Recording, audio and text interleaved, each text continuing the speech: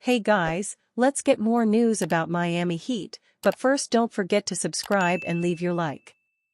Tyler Herro responds to new Heat role, that's all that matters. With another playoff run looming, the Miami Heat are getting healthy and whole. Tyler Herro returned to the lineup on April 5 against the Houston Rockets and looks ready for the postseason. The 2021-2022 Sixth Man of the Year scored 17 points on 7 of 14 shooting, dished 6 assists, and grabbed 5 rebounds coming off the bench in 25 minutes. The Heat have been without Herro since February 23 when he suffered a hyperextended left knee.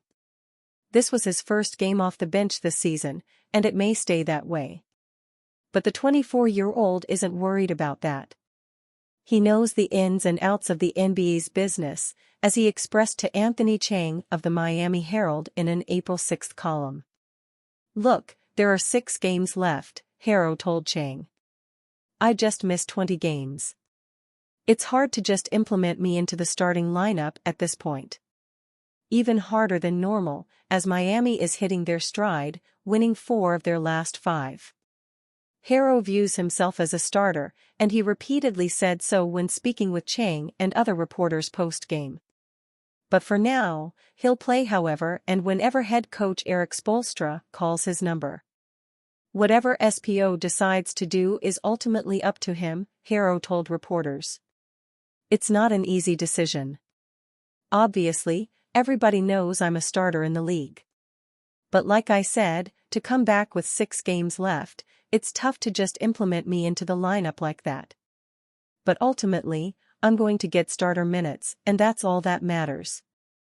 I'm a starter, but I'll come off the bench for now." With 5 games remaining, and the Heat streaking, to quote Jimmy Butler, chemistry has to be the top priority. One teammate in particular is benefiting from it, and they'll need him down the stretch. A big reason for Herro's potential mainstay on the bench? Terry Rozier's level of play. Miami acquired the combo guard from the Charlotte Hornets on January 23 in exchange for Kyle Lowry and a first-round pick. That's a month before Herro was injured. Rozier has proved an invaluable insurance policy. But that wasn't always the case. In his first 10 games with the team, Rozier averaged 12.6 points on 36% shooting from the floor and 23% from 3. He injured himself against the Boston Celtics in that 10th game and missed the next 4 games. It was during that time that Herro himself was injured. But since returning from that 4-game absence, Rozier is averaging 19 points on 45% shooting from the floor and 42% from 3 over a 20-game span. His net rating in those first 10 games was -3.1. In the 20 games since he returned to the lineup, it's jumped to +1.4. Per cleaning the glass, with Herro off the floor and the Heat's big 3 of Butler, Rozier, and Bam Adebayo on the floor, they have a +6.1 net rating over 761 possessions. They're scoring 116.2 points per 100 possessions, but more importantly, are holding their opponents to 110.1, which ranks in the 91st percentile in the NBA. With both of Herro/Rozier off the floor, and over 462 possessions, those numbers drop to just a smidge, +4.8 net rating, 116.5 points offensively, and 111.6 defensively. And that's not a knock on Rozier, or simply a byproduct of playing for a great team. That is evidence of a job well done, that he's playing a part of, not apart from this Miami team, and improving it around the edges. For now, Coach Spoelstra will keep it that way. He's not looking for a way to penalize Herro, but rewarding a player who adapted and adjusted in real time. Heat's Jimmy Butler gets 100% real on potential play-in game after Pacers loss. The Heat are now 2.5 games behind the Pacers for the number 6 seed in the Eastern Conference. Jimmy Butler addressed the Heat's situation with Miami likely headed to the NBA play-in tournament for the second consecutive season. It was the typical, our way when we're not guarding anybody whenever shots go in," Butler said, via Naveen Ganglani. "It's great to say we fought back, we were resilient, we did all that, but we still lost. So none of that matters.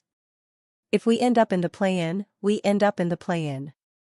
We all have a job to do anyways. That's how we've always played. We've never made it easy on ourselves. Why make it easy now?" Last year, the Heat reached the NBA Finals after entering the postseason in the play-in tournament. But it required a long journey throughout the playoffs to defy the odds. Accomplishing the same feat during the 2023-24 campaign will prove to be an immense challenge. Can the Heat make another deep run? Yes. But again, teams are going to give Miami challenges in the postseason. Butler is averaging 21.1 points per game on 49.4% field goal and 40.1% three-point shooting in 2023-24. He is also recording 5.3 rebounds, 4.9 assists, and 1.3 steals per outing. Butler is one of the best players in the league. Injuries have impacted him this season, though, with the Heat star being limited to 56 games played thus far. The good news is that Butler is ready to go with the postseason right around the corner. He is going to help Miami make a run this year once again. The Heat are not going to finish worse than the number 8 seed. They hold a substantial advantage over the Chicago Bulls, who are number 9 overall, in the Eastern Conference standings. Miami trails the Philadelphia 76ers by just a half game, however.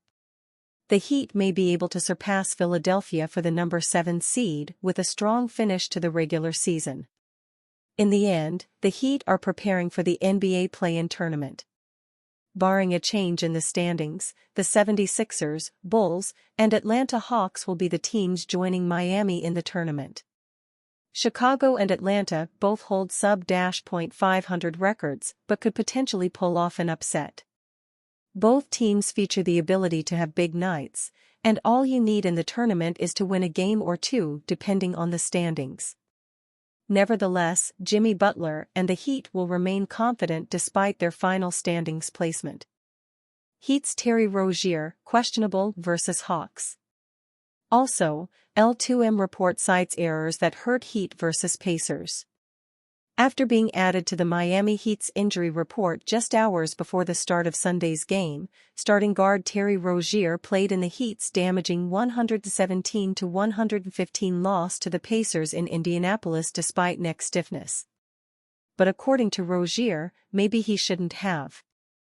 "I mean, I never like to make excuses, but I shouldn't have went today," Rozier said after Sunday's loss. "I shouldn't have played. I felt like I hurt the team by trying to be a warrior and get out there, and I feel I'll hurt myself." Rozier is listed as questionable for Tuesday's matchup against the Atlanta Hawks at State Farm Arena, 7:30 p.m., Bally Sports Sun. Rozier is the only Heat player whose availability for Tuesday's game appears to be in serious question. Though Duncan Robinson hasn't looked like himself since returning from a back injury, he's listed as probable with the back issue. Also listed as probable, Bam Adebayo, left hand sprain, Nikola Jovic, right ankle sprain, Kevin Love, left ankle sprain, and Orlando Robinson, lower back spasms. Tyler Herro, who has played in 2 games since returning from a foot injury, is listed as available for Tuesday's game. The only Heat player definitively ruled out is Josh Richardson, who remains out after season-ending shoulder surgery. And you, fan, what do you think of the situation of Terry Rozier? Leave your opinion in the comments.